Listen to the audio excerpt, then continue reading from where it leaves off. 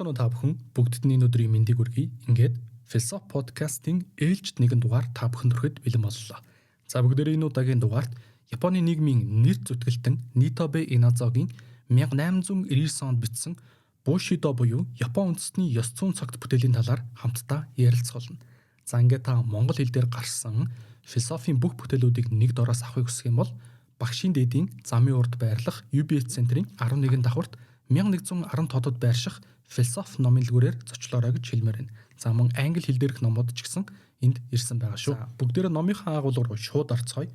Bushido гэж яг юу вэ? Түүний үүсэл хөгжлийн талаар. Bushido бол яг зөвхөн магадгүй Япон улсын хөрсөн дээр л одоо ургадаг сакура цэцгэн адилаар үндэстнийх нь онцлог тохирсон зөвхөн японочдын өрмөц зан төлөв тэдгээрийн цаг үеийн нөхцөл байдал дээр л оршин тогтнох боломжтой ийм өвөрмөц ёс зүйн цогц ухаан баг. За Буши гэдэг нь өөрөө яг японочдын самурай давхаргийнхныг хэлдэг нэр бөгөөд харин до гэдэг нь бид нар өмнөх дугаар дээр ярьсанчлан докодо буюу зам мөрийг илтгэдэг до гэдэг үг байна. Дайчдын зам мөр буюу Японы яг тэр дайчдын самурай нарын давхаргын хоорондын бие биенийхэн одоо төлөө дундаа баримталдаг энэхүү ёс зүйн зарчмуудаас бүрдэж байгаа энэ соёлын өвөрмөц онцлогийг өөрөө Bushido гэж нэрлэж байгаа гэсэн. За Япон улс өөрөө 1639 оноос 1853 он хүртэл нийт 214 жил дэлхийд өөрөө хаалттай байсан.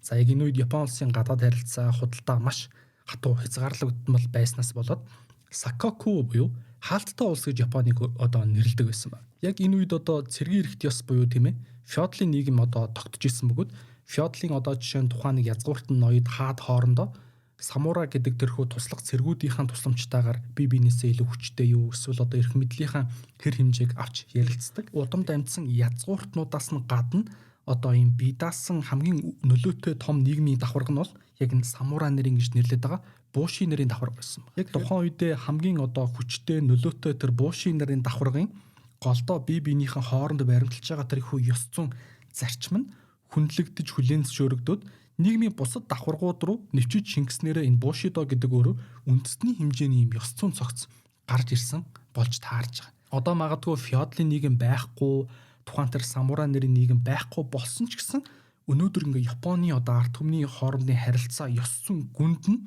энэхүү Bushido гэдэг ухаан өөрөө нэвч шингэсэн байдаг бөгөөд энэ нь яг ямар нэгэн нийгмийн тогтолцооноос үл хамааран цаашдаа үргэлжлсээр байх юм байна гэж энэ хүү зохиолч маань гаргаж ирж бичээд байгаа. За магадгүй зүүрлж хэлэх юм бол одоо барууны рицер гэдэг ч юм уу тийм ээ хүлэг баатруудын дэг ёстой бид нар ингэж зүүрлж ойлгож болно.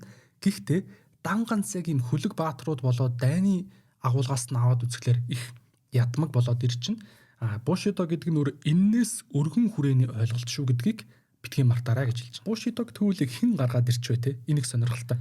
Тодорхой нэг юм зохиолч ч юм уу үүсгэн гаргаж ирсэн хүн гэж одоо Bushidod байхгүй. Бидний одоо жишээ нь монголчуудад ардын аман зохиол магадгүй уртын дуг хэн үүсгэсэн бэ гэхээр байдаггүй шүү дээ. Яг ингээ ард олон дундаас гараад ирсэн байдаг. Яг энтэй адилхан тодорхой нэг зохиогч байхгүй бие биенээсээ самурай нар ингэж харилцсан одоо хүлээдэг хариуцлагуудынхаа цогц нь явсаар хагаад органикаараа буюу байглаараа ингэж тогтон гарч ирсэн энэхүү хувьслын үзэгдэл донд гарч ирсэн ийм ёс зүйн цогц гэдгээрээ илүү одоо юм бат бүх мөрдөгдөх болоод голдоо хүндлэгдэх магадлал нь өндөр байсан шалтгаан нөрөө хин нэгэн одоо ухаантай сэтгэгч ч юм уу те гаргаж ирээгүй яг тэр нийгмийн процесс дундаас гарч ирсэн ийм ёс зүйн цогц байгаад байгаа. За хизээ үүссэн бэ гэдэг дээр магадгүй тодорхой нэг юм хариултууд хэлэх гэж оролдож болно. За Японд бол яг бүрэн одоо феодалын нийгэм бол 12 дугаар зуунаас тогтсон гэж үзээд байгаа. Энэ үеэс Bushido яг үүсэж эхэлжээ гэж тодорхой хэмжээнд дүгнэж болно гэж. Bushido гэж нэрлэдэг байгаа энэ самурай давхарга өөрөө хаанаас гараад ирчвэ гэж те. Иргэний дайн тулаан, жижиг хоорондын, овог хоорондын дайн тулаан одоо Монголын те хамаг Монгол улсын үед ба түүний өмнөх үетэй адилхан юм олон дайн тулаан гараад эхэлсэн. Дайнд явж байгаа тэр баатрууд дайч дотроос илүүтэй ингээд амьд үлдээд ур чадвараараа цойлоод баатарлаг эр зөргөөрөө тэгж цойлж гарч ирсэн хүмүүс нь шалгарч тусдаа нэг юм бүлэг хүмүүс болж үүссээр хагаад энэ Bushido гэдэг юм давхарга гараад ирчих. Бас мөн адил органикараа гэсэн. Нэгдүгээрт яг өөрснийхөө хүч чадлаар шалгарч гарч ирсэн давхаргынхан хоёрдугаарт эдгээр хүмүүсийн дотроос яг хилцэж тохироогүй одоо хоорондын хүндлийн хэлбэрээр амьд тийм ёс зүйн цогц гараад ирсэн учраас энэхүү Bushido гэдэг хэм хэмжээнд ийм одоо өндөр хэмжээнд ийм нөлөөтэй байсан гэж гарч ирж байгаа. За энэ Bushidогийн тэгвэл яг их сурвалж болоод ямархуу одоо юм ухаан болоод философийн үндсүүдээс үүсч гарч ирсэн бэ гэдгийг тайлбарлаж бол харин оролдох боломжтой. Тэгээ нэгдүгээрт бол буддизмаас гаралтай юмсыг төв тавиланг буй ёсоор нь хүлээж авах, жам ёсыг хүлээн зөвшөөрөх, үхэлтэд нүүр туллаа гэхэд айд сандралгүй үхлийг хүлээж авах гэх мэт яг энэ санаануудыг бол буддизмаас аваад ирсэн байна. За хоёрдугаарт нь бол хаанаас санаагаа авсан гэхээр Японы үндэстний Шинтогийн шашин байгаа те. Байгаль болоод өвөг дээдсийг хүндэтгдэг Шинто шашин. Гуравдугаарт нь Күнзийн сургаал гэсэн ерөнхийдөө юм 3 их сурвалжаас үүдээд Бушидо гэдэг яг энэ ёс зүйн хэм хэмжээ нь үүсэж байгаа. Нэгдүгээрт бол буддизмаас яг тэр стоицизм ч гэсэн бас хэлдэг amor fati гэдэг үг байдаг те. Одоо хувь тавилан хүлээж авах, байгаа зүйлсийг тэр ёсоор нь хүлээж авах, зовлонгоос зайлшгүй гэдгийг ухаарж ойлгох, үхлийг магадгүй хүлээж авах гэх мэт amor fati гэдэг ойлголттой төстэй тэр чанарыг буддизмаас аваад ирсэн байна. За хоёрдугаарт нь Шинто шашнаас газар дэлхийг хүндэтгэх, өвөг дээдсээ хүндэтгэх хариуцлагын мэдрэмжүүдийг аваад ирсэн байна.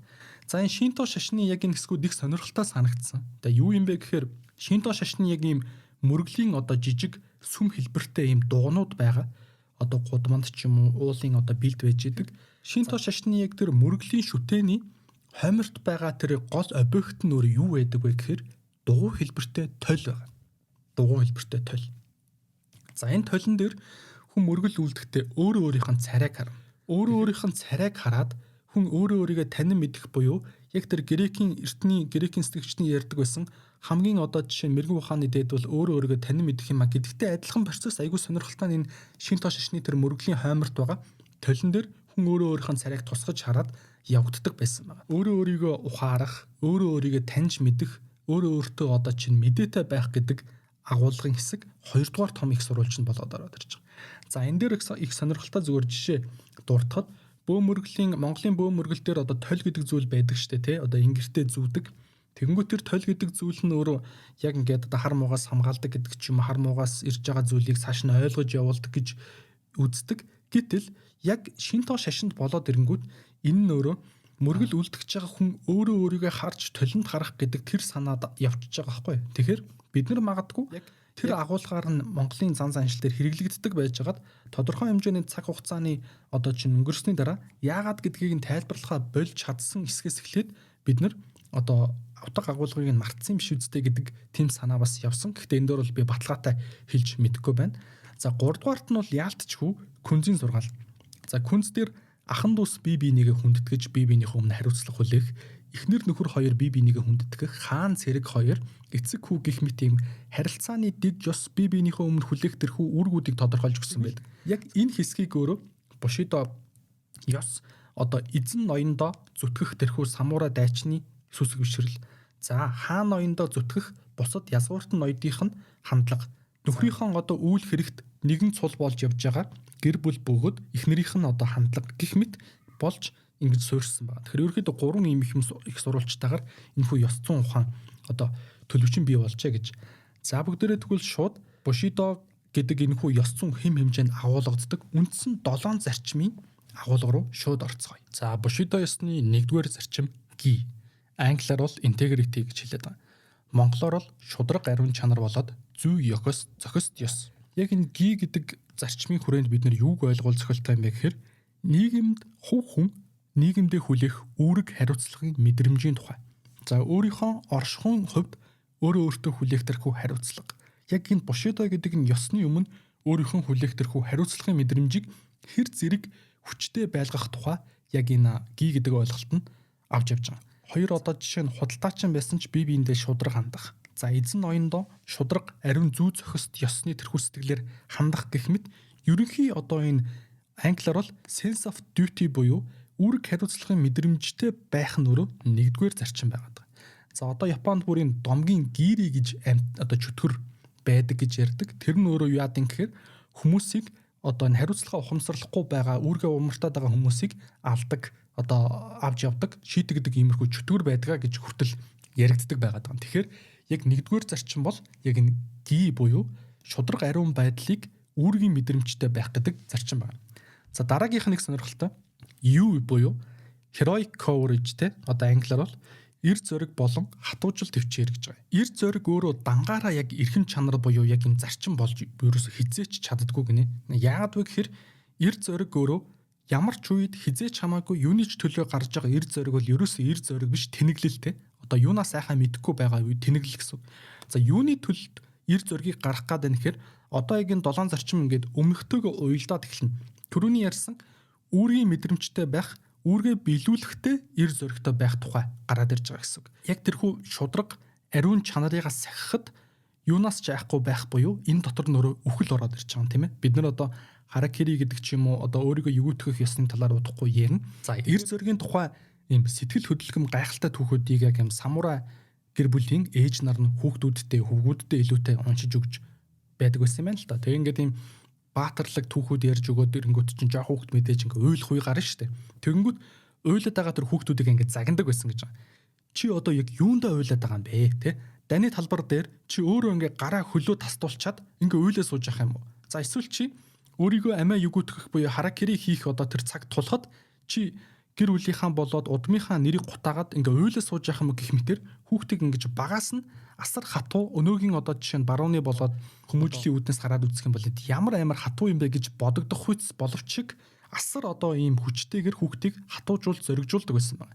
За энэ үедээ одоо жишээ нь бүрийг юу хийдэг байсан бэ гэхээр зарим хүүхдийг хээр ганцаараа ингэ орхиод өөрөө хэрхэн амьд гарч тэмцэж байгааг нь холоос ажиглах. За бүр одоо сүнстэй буг чөтгөртэй эсвэл одоо ийм том тулааны дараах битүү юм цогцос өгцсөн цэргүүдийн бийсээр дүүрсэн тэрхүү талбайд одоо аваачиж хаях. За дараа нь цаазаар ахуулсан хүний толгойн тэмдэг тавьчаад ирэхийг даалгах гэх мэтэр хүүхдийг ерөөсөө ингэж багаас нь хатуужуулж ирээдүйн одоо тэрхүү самурай болох ирээдүйн энэ бушидо ёсыг бат мөрдөх тэр хүнийг ингэж одоо бүр нийгмийнхаа бүр балчир буюу бага наснаас нахуулж бэлтгэдэг байсан харагдсан. Тэгээд энэ болоо одоо юу гэдгийг зарим хүмүүс олон хүн хараад одоо чинь гайхаж юу яриад байгаа юм бэ гэх боловч өөрөө ирээдүйд тэрхүү дайчин нийгмийн дайчин одоо тэрхүү бүлгийн дайчин самурайг бэлтгэхийн тулд багаас нь ийм хатуу одоо ёс зүйн хэм хэмжээнүүдийг авч хүүхдийнхээ сэтгэл зүг хатуужуулдаг байсан гэдэг баримтууд гарч байгаа. Тэгээ энэ зохиолч өөрөө энэ бол одоо ингээ яалтчгүй угаасаа яг бидний онцлог бөгөөд яг энэ самурай гэдэг одоо яг энэ гэр бүлийн нэгэн өвөрмөц тал юм а гэж хэлсэн. Багаасаа ингээд өссөн хүүхэд маань өөрөө яах вэ гэхээр ирээдүйд одоо чинь ямар ч гай зовлон таах тохиолдсон, ямар ч одоо уй гашуу таарсан сэтгэлийн амар амгалан гэдэг зүйл нь өөрийг алдрахгүй тэрийг хадгалж чадна гэсэн үг. Юу ч тохиолдож исэн гол үүргээ гүйцэтгэхийн төлөө явна. За ямар ч удаа асуудал өөрөөс нүүрэнд нь тулаад ирсэн амар амгалан байдлаар шүлэг унших, дуу зохиох, татлахын бичих тийм ээ. Тэр чанарыг ингэж багаас нь хүүхдэд суулгаж өгдөг байсан байх нэ. За дараагийн зарчим бол ээлдэг зан буюу рей. За ээлдэг байна гэдэг нь дан ганц хүн хоорондын за тэр тусмаа хоосон хэлбэрдлэг болгож бие биендээ юм ялуун үг шидэлцэх тухай бол ерөөсөө ч биш. За ээлдэг байна гэдэг нь яг энэ бушидо ёсонд юу гэж ойлгогдож ирсэн бэ гэхээр бусад хүмүүст ч байж болно, өөрийнхөө оршихуйд ч байж болно, гадаад хороо ертөнцид ч байж болно. Хамгийн ийм сайн сайхныг хүсэх тэр сэтгэл гэж тайлбарлавал илүү зүгээр юм байна гэж ойлгосон. Хороо дэлхийг хүндэтгсэндээ сайхан хувцалж болно те. За би өөрийгөө хүндэтгэж өөртөө ийдэг хандсандаа би сайхан хоол идэж болно. За магадгүй би дайсандаа одоо жишээ нь ийдэг хандахдаа тулдахтаа хүртэл одоо шударгуу хандах. За магадгүй би өөрийнхөө одоо гэр бүлдээ хүртэл ийдэг хандснараа өөрийнхөө одоо тэрхүү амьдралыг хүндэтгэж байгаагийн хэлбэр болгож явдаг энэ ийм сонирхолтой зарчим байна гэж. За дараагийнхаа зарчим руу оръё. Өрөвч нэнжин сэтгэл буюу жин гэж. Өрөвч нэнжин сэтгэл бол нэгдүгээрт яг ийм хүчтэйгээс хүчгүйд, эрх мэдлтнээс эрх мэдлгүйд, хөрөнгө чинээтэйгээс хөрөнгө чинээгүйд хандж байгаа ийм харилцааг өөрөө өрөвч нэнжин сэтгэл гэж хэлээд байна. Нэгэнт одоо нийгмийн ийм хүчтэй давхаргын төлөөл болж байгаа. За түүний дээр нэмээд ийм одоо хатуужилтай сэтгэлтэй болж хүмүүжж байгаа хүмүүс өөрөө давхар энэ нэнжин сэтгэл гэдэг зүйлгүйгээр болох юм бол араатнаас өөрцгөө болно гэж яг энэ бушидо ёсонд дурдсан байна. Тэгэхээр ард олонний хүндлэлийг хүлээх, илүүтэй олон нийтийнхэн одоо жишээ нь дэмжлэгийг авах, тэднэрийн одоо аман зохиолд үлдэх тийм ээ дуу хуур болж гудмаар алхахт нь айдас гэхээсээ илүүтэй давхар бишрэл хүндлэл төрүүлэхийн тулд энэ одоо жишээ нь самурай ийм хүчтэй хэрнээ энэ хүмүүсийг ингэж өршөөж инэрж хайрлж ин штэ гэдэг тэрхүү хандлагыг заавал харуулах хэрэгтэй гэж үздэг байсан юм байна. За энэ дээр нэг юм сонирхолтой жишээ байгаа юм л та. Нэг ингээд самурай том хоёр тулааны үе дээр дайсны нэг самурайг хөөсөөр агаад мориноос нь унгаагаад за ингээд цавчхийнхаа өмнө би хинийхээ нэрийг мэдэхгүй самурайг цавчихгүй чи одоо над бага тайл гэсэн. За ингээд бага тайлсан чинь хэн байсан гэхээр яг өөрийнх нь баг ингээд жаахан 14 5 та хүүтэй чацуу ийм залуухан хүү байсан.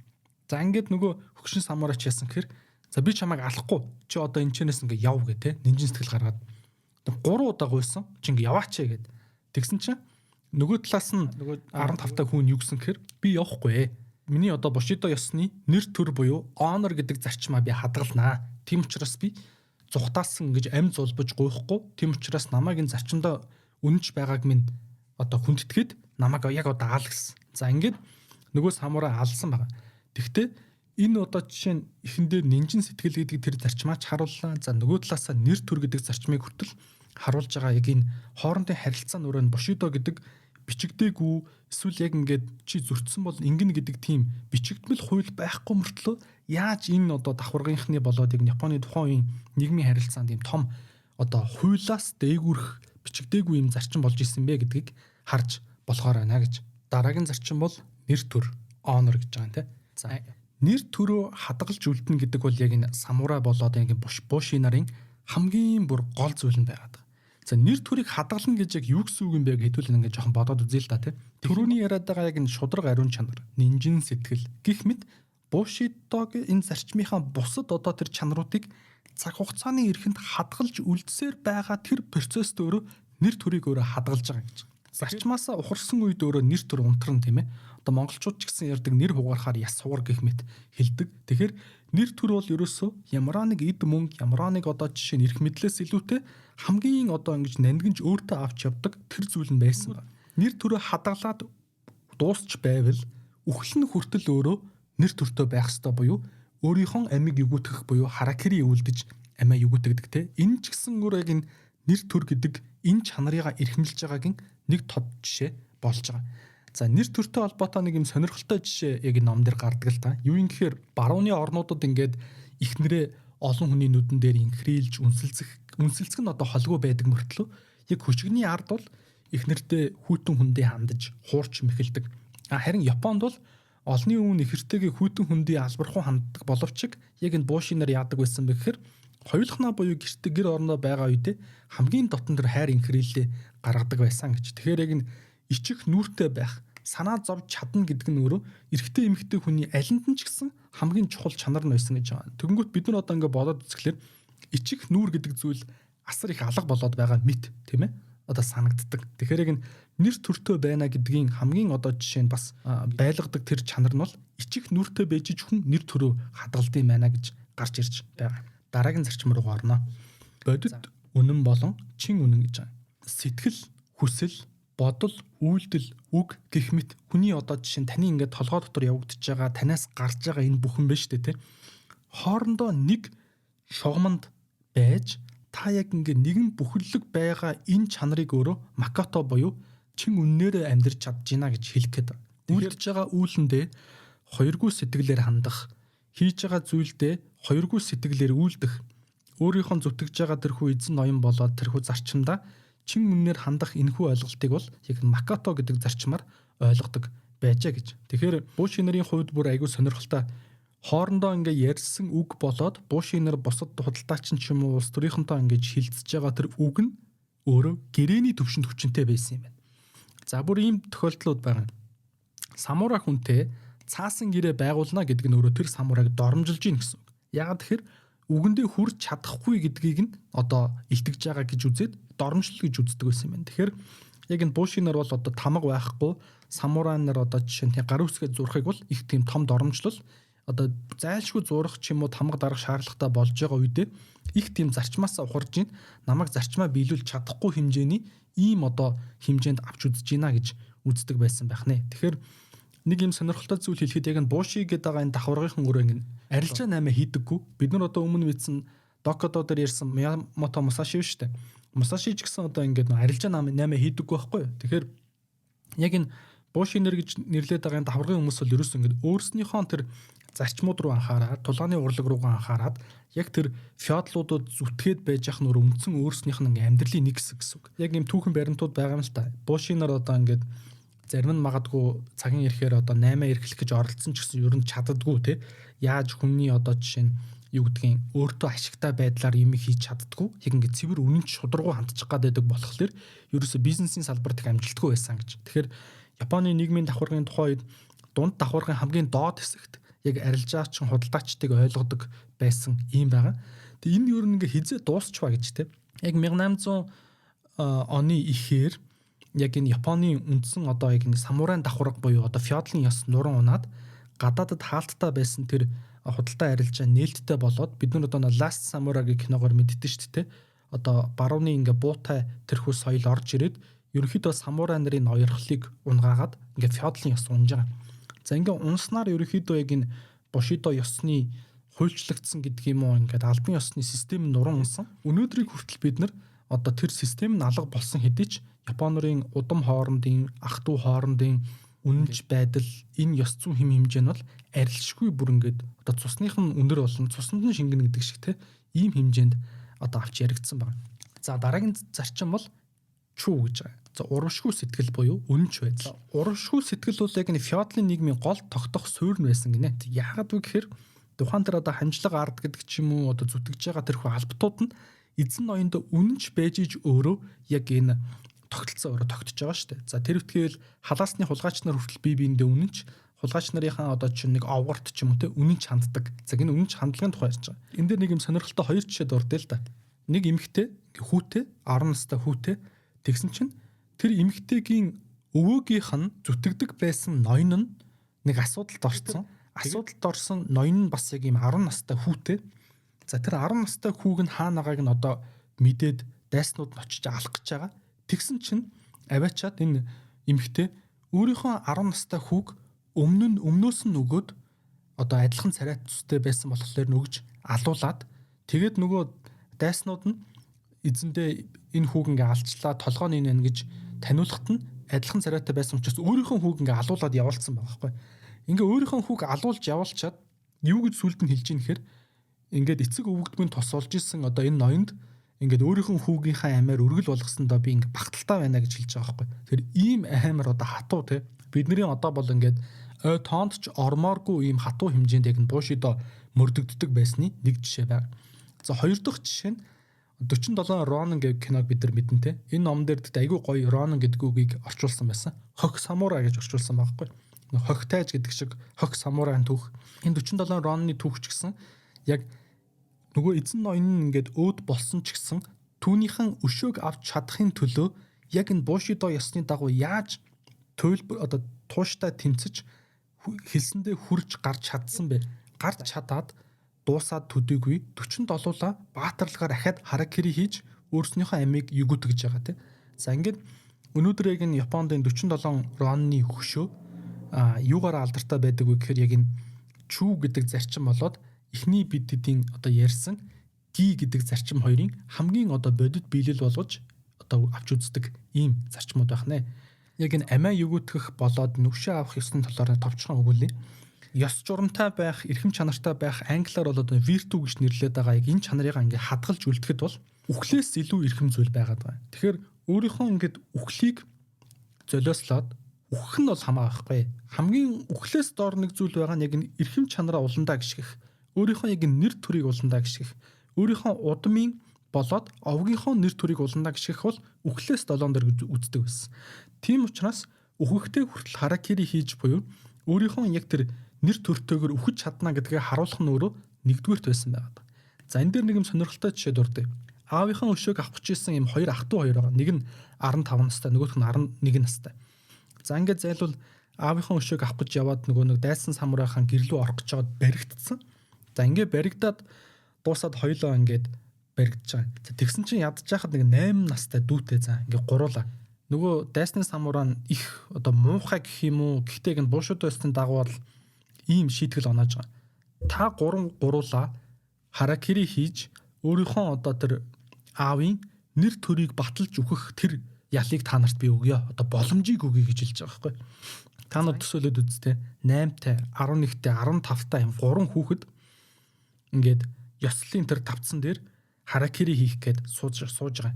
За энэ үед бол ингээд тухайн өргөдөж ирж байгаа бүх хүмүүс одоо Бушидо ёсыг хүндэтгдэг ч юм уу эсвэл одоо нэг хоёр талын хүмүүс ингээд бөөнөр хүрээд ирсэн. Дунд ах нь баг дүүгээ миний дүү төрүүлээд ингээд юу яачих. Одоо харакири хийчих.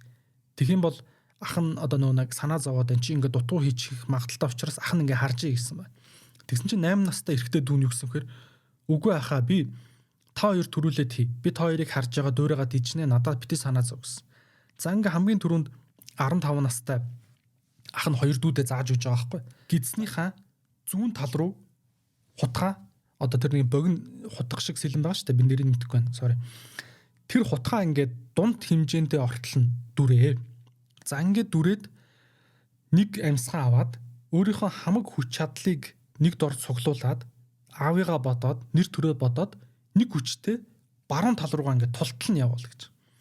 За ингээд тултал нь явуулаад дууссан бол дараа нь одоо хутганыхаа эрийг дээш нь харуулж агаад дээшээ чадах чинээрээ хавир хүртлээ тултал нь ингээд явуулаарай гэв. За дутуу ерөөсөө ингээд хийж болохгүй. А дээрэс нь битгий гүнзгий хийгээрээ. А яагаад вэ гэхээр гүнзгий хийгээд дуусвал чи хойшоо ончиж магадгүй. А урагшаа унахын тулд ийм дутуу дүрэх хэвээр. За дутуу дүржиж урагшаа унах. Тэгжиж нөгөө нэг деважинд очно гэж үздэг байсан юм аа л. Нэр төрөө хамгаална. Тэгэхгүй хоошоос хаваад унчих юм бол ингэ нэр төрөө хамгаалж чадаагүй гэж бас давхар ингэ үздэг байсан юм айгүй хэцүү. За ингээд хамгийн түрүүнд том ах нь гүйцэтгэлээ. За дараа нь дунд ах нь гүйцэтгэлээ. Хамгийн сүүлд 8 настай дүүн яг хоёр ахыгаа дуурайгаад энэ үйлдэлийг хийсэн. За энэ үйлдэлийг хийхдээ нүүрэндээ нэгч өвдөж байгаагаа, зовж байгаагаа харуулаагүй. За бүр ингээд багталтайгаар яг өөрийнхөө одоо удмын ирчүүдийн тэр эр зориг бат бүх чанар тэрийг хамгаалж өөд болсон ба. За ингээд хатууч гисэн энэ гэр бүлийн нэр хүнд бол өнөөдрийг хүртэл яригдж үлддэг ийм тод жишээ олж үлдсэн. Аимшигтай бөгөөд яг нь Бушидо ёсны үүднээс бол үлгэр жишээ болох үс ийм жишээг бүгдээрээ дурдж болж байна. За яг энэ Бушидо ёсны үед те Буши нарын хувьд яг эмэгтэйчүүдийн үүрэг ямар байсан юм бэ? За эмэгтэйчүүд яг энэ Бушидо ёсны хэмжээнд ямар хүү үүрэг оролцоотой байдаг байсан байлаар сонирхолтой хэд хэдэн жишээ дурдъя. Ер нь яг энэ самурай хүний эхнэр байх гэдэг бол асар том үүрэг хариуцлагын тухайн асуудал болж хувирж байгаа. За та хэд кинон дэр ч гэсэн харж ирсэн баг. Ер нь хизээч өгч магадгүй хойноос нь одоо жишээ нь те харуулсахч боломжгүй. За хойноос нь харуулсаж гашуудлаа гэхэд нөхрийнхөө үхлийг нөхрийнхөө одоо чинь үйл хэргийг гутаасан болж дуусгах гэх мэт хатуу одоо жишээ нь чанад зарчмуудтай байсан баг. Нөхөр нь одоо жишээ нь өөрийнхөө хүүхдүүдэд самурайн одоо жишээ нь тэр тулааны урлагийн эрдмээ заах боломж өөр бага байсан тий. Одоо гадуур ингээд тулдаа дайтад явцдаг дийлэнхтэй. Тэгэнгүүт ээж нар нөөрэ яг энэ тулааны урлагийн одоо элдний тухайх одоо дийлэнх сургаалуудаа дийлэнх одоо эрдмийг ээж нар нь хүүхдүүдэд зааж өгдөг байсан гэдэг юм сонирхолтой баримт гарч ирж байгаа. За тэгээд нөхөр нь бол одоо эзэн ноёныхон зорилго зүтгэж байгаа тий. А эхнэр хүн бол нөхрийнхөө зорилго буюу яг нэг зорилго нэгтэй байх гэдэг нөөрэ яг Бушидо ёсны хамгийн том чанар болж бас гарч ирж ирсэн байна. За ингээд нэг юм сонирхолтой зүйлийг дуртахад нэг юм самурайн эхнэрийг барууны одоо жишээ нэг юм бүжгийн ёслол дээр бүжиглэхийг өрсөн байгаа. Тэгсэн чинь зүгээр ингээд бөөнөрөө цэнгэнд бүжигч юм уу бүжгэлдэг шүү дээ. Ингээд үдшилтэд өрсөн чинь тэр самурайн эхнэр юу гэсэн хэрэг үгүй би бүжиглэхгүй гэсэн байна. Яагаад гэдгсэн чинь олонний нүдэн дээр эмэгтэй хүн бүжиглэхийг бол тусдаа манаа ингээд соёлд гейша нар гэж хүмүүс хийд юм аа.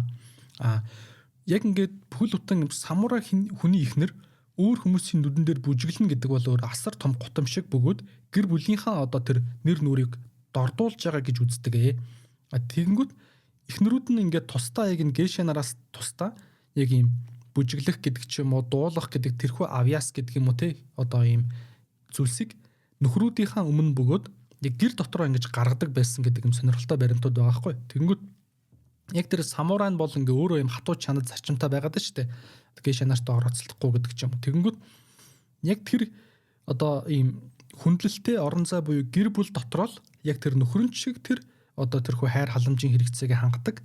Эхнэр нь ч гэсэн дуулж хуурдах гэдэг юм уу тэрхүү одоо entertainment гэж хэлэх нь хаашаа юм те. Тэрхүү одоо хэрэгцээг нь бас хангадаг нэг ийм сонирхолтой гэр бүлийн бүтц байсан байгаад. За ингээд нэг сонир жишээг дурдъя. Яасан гэхээр нэгэн самурай эхнэрт өөр нэг самурай дурлцаад нөхрийг нь алахаар болдог. За ингээд нөхрийг нь алгаж байгааг мэдсэн тухайн тэр самурай эхнэр нөгөө нэг өөрт нь дурлсан самурайтай нэг тал байгаа юм шиг хувилдаад нөхрийнхөө өрөөг зааж өгөөд унтаж байхад нь алахаар тохиролцдог. Гэхдээ энэ эхнэр нь худлаа яриад байгаа байхгүй. За ингээд яг нөгөө нөхрийг нь алах орой дайсан нь орж ирээд нөхрийнх нь өрөөнд орж ирээ унтаж байхад нь дээрээс нь дүрсэн чинь яасан гэхээр нөгөө нэг эхнэр нь өөрөө байсан. За ингээд нөхрийнхөө өмнөөс өөрийнхөө амийг золиослоод нөгөө нэг дайсныг нь дарж авсан нэг юм сонирхолтой түүх. За хоёр дахь нэг түүх. Нэгэн залуу самурай нэг охинд хайртай болсон. За ингээд хайртай болсныхоо төлөө Бушидо гэдэг ёсыгоо одоо хойшоо тавиад хайр дурлалыгаа нэгдүгээр тавиад одоо ингээд жоохон замаа алдах гэх юм уу те сэтгэл санаа нь юм төв биш болоод мэдрэмжэндээ автах гээд байсан байгаа. За энэ үед нөгөө нэг охин чинь юу мэдэрсэн гэхээр энэ хайр дурлалаас илүү Бушидо ёс чухал учраас энэний төлөө одоо ингэж энэ ёс журмыг чинь би алдуулмааргүй байна гэд өөрийнхөө нүрийг хутгаар сийдсэн байна. Аимшигтай тий. За ингээд бүр энэ Бушидо гэдэг яг энэ ёс өөрөө Японы нийгэмд бүр ямар ийм яс маханд шингэх хүртлээ тогтцсон ийм яс зүүн хим хэмжээ байсан юм бэ те. Хайр сэтгэл гэр бүл доторх харилцаа цаашдаа өөрийнхөө үр хүүхдийг хүртэл золиослж чадах ийм одоо яс зүүн хим хэмжээ байсан юм байна гэж ойлгож авч байгаа. Тэгээ хизээвлээ нөгөө нэг Япон эрдэмтэн монголчуудыг та нарт бүхний дээр байдаг нөө яс зүүн байдгүй яс зүүн юм нэгдсэн систем байдгүй гэж хэлж исэн. Тэгээ энэ бол яг ингээд ийм хэмжээний боловсрцсон ёс зүйн одоо өв сантай японочдод харьцуулахад бол бүр яалтч байхгүй аргагүй мэн гэдэг бодол бол надад төрсөн. Бид нар одоо яах ч ёстой юм те. Нэг хүн нэг юм ёс зүйн хэм хэмжээ гаргаж ирээ зохиох ёстой мó. Гэтэл яг энэ Бушидо гэдэг чинь өөр юм органикаараа үүсээд гараад ирсэн үндэсний хэмжээнийх нь асуудал байгаад байдаг. Тэгэхээр бид нар бол бүр ингээд хувь хүний ч юм уу сайн муугийн ёс зүй бусдад сайныг үлдэх гэх биш те. Энэ ёс зүйн хэм хэмжээ гэдэг чинь өөр яг энэ Бушидо шиг тодорхой бүрийн зарчмуудтай нийгэмд хэрэгждэг түүхтэй тэр түүхүүдийг ингээ батлан харуулсан одоо жишгтэй ийм хэмжээний байгаад байна шүү дээ. Японд бол одоо ингээд феодлын яс халагдчихсан ч гэсэн ийм одоо яс маханд нь шингэсэн байсан учраас өнөөдрийн бидний мэддэг японочдын ээлдэг зан одоо юмд хариуцлагатай ханддаг чанартай юмыг хийдэг гэдэг тэр чанар нь эндээс нь урган гараад байгаа юм байна гэдэг нь ойлгогдож байгаа. Тэгэхээр монголчууд бид нэр өөрөө яг яах ёстой вэ?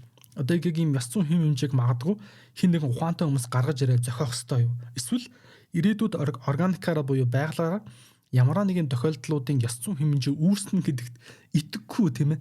Энэ өөрөө ийм сонирхолтой нээлттэй асуудал бидний дунд байгаа даа шүү гэдэг бодлоор яг энэхүү номыг хэдүүлээ өндөрлөе. За ингээд дараагийн дугаарт Жан-Поль Сартрийн философи Жан-Поль Сартрийн экзистенциализм бол хүмүүнлэг үзэл мөн хэмээх гайхалтай бүтээлийн талаар бүгдээрээ ярилцгаолно. За ингээд бүгдээрээ дараагийн дугаараараа уулзъя.